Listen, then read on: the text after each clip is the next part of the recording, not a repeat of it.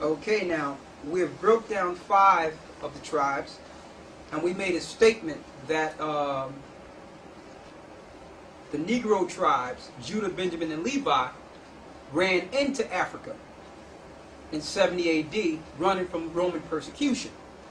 So we're going to get the scriptural proof of that, how Israel or Judah actually ran into Africa. And then we're going to go back to Genesis and break down the rest of the tribes.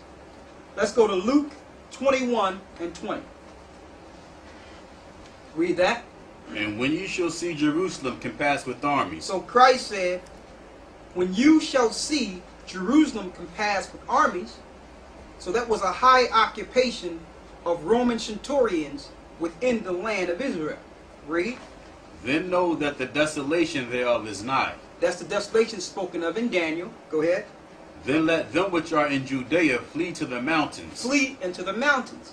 So you want to know how Israel or the lost sheep got into Africa? They ran into Africa running from Roman persecution in 70 AD. What mountains is this explaining? The mountains between Africa and Europe, which is the Atlas Mountains, went over into Morocco and migrated into the Ivory Coast, like Liberia, Ghana, Sierra Leone, Nigeria, all those Timbuktu, all those different areas from the western Ivory Coast were given to Israel, or the seed of Judah, Benjamin, and Levi, until the Lord allowed the Europeans to take them into their new lands. Now you have the Hamitic people, which are natural Africans, and the Arabs, the seed of Ishmael, along with Esau. They conspired together to sell God's people into the lands they are in today, that they reside in today in captivity, until the Lord will save them. So they ran into Africa. They wasn't born in Africa. They was not supposed to stay in Africa.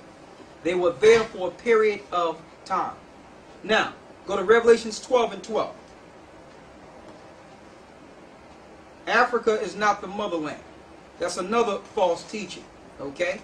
All life came off of the boat. Noah had 3 sons, Ham, Shem, and Japheth. Okay? And all the life came off the boat. The boat settled in Mount Ararat, Turkey. Ham migrated into his land, which is Africa today. Shem went into his land. Okay? And Japheth went into their lands, which is the European areas, and it was pushed back further east into Asia.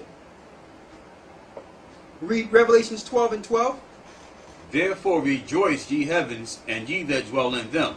Woe to the inhabitants of the earth and of the sea. The Lord says, woe unto the inhabitants of the earth and the sea. Read. For the devil is come down unto you having great wrath, because he knoweth that he had but a short time. So when Christ was crucified, the clock started ticking on how long Satan would have to reign in this earth. So through that short time, he started persecuting Christ's people, starting in 70 AD. Read.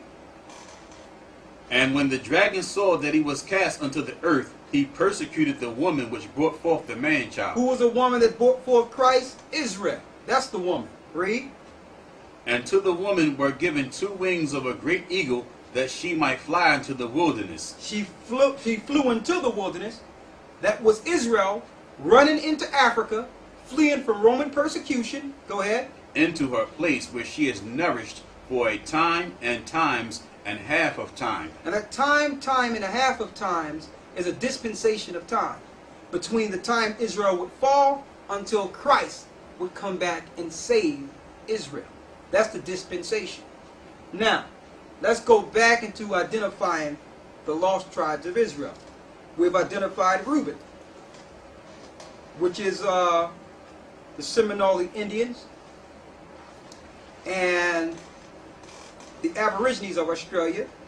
We've identified Simeon, which are the Dominicans, Levi, which are the Haitians. We've identified Judah, which is the so-called Negroes here. We have identified Benjamin, which is the so-called Jamaicans, West Indian, and the people in Trinidad.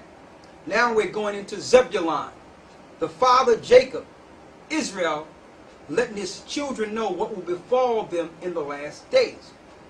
Let's go to Genesis 49 and 13. Zebulun shall dwell at the haven of the sea, and he shall be for an haven of ships. He shall be for an haven of ships. Who's that? Panama and Guatemalans. Panama, the Panama Canal, which is a haven of ships. So the Lord told Zebulun, in the last days, your habitation will be a haven for ships. That one land of Panama connects both oceans. It communicates and actually trade on both sides of the world. That's the haven of ships, Panama. So if you're a Panamanian and Guatemalan, you are from the tribe of Zebulun, because ships will be haven on your land in the latter days. Now, let's get the next one, Genesis 49 and 14. Issachar is a strong ass couching down between two burdens. Strong ass couching down between two burdens. When you see that those bumper stickers south of the border, you see the two donkeys and the man couching down with a big hat on. That lets you know that their burdens would be the fact that they work. They work hard. They're known for working. And that work is the burden that the Lord put on them. Read. And he saw that rest was good. That rest is the fiesta that the Mexicans have every noon, which is called rest. Go ahead. And the land that it was pleasant. And the land that it was pleasant. A very fertile land the Mexicans hold today. And all the other people in the earth, the heathens, use that land for their own gain.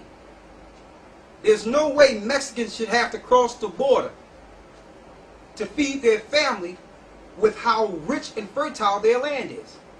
The other nations have taken advantage of Issachar and made them poor, fulfilling this prophecy to let you know that they'll be like an ass couched between two asses or burdens or donkeys. They'll have to work with the sweat of their brow to make anything, even though they have a fruitful land.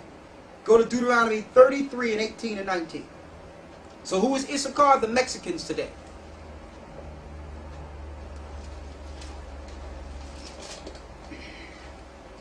Read that.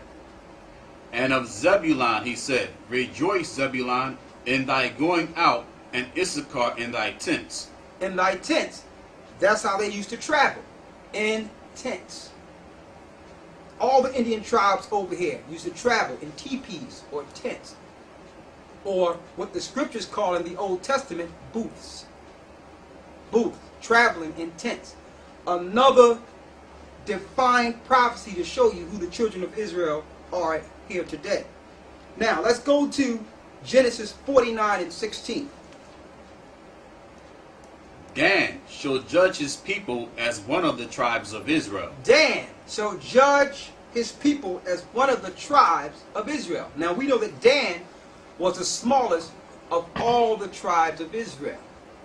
Dan was small. They had a little place next to Mount Seir. We found out through research, and we're going to make a whole tape on this to prove what we're showing here, that Dan ended up becoming the Herites and set up a Sanhedrin to judge God's people. So Dan made an agreement with Esau and Satan for the priesthood. And they became the Herites, and that's why they're not named in Revelation the 12th chapter. Dan started dealing with evil, witchcraft, and they linked their seed with Esau. Get Judges 18 and 1. More proof on Dan. It says, Dan shall judge as one of the tribes of Israel. And we know Dan was not given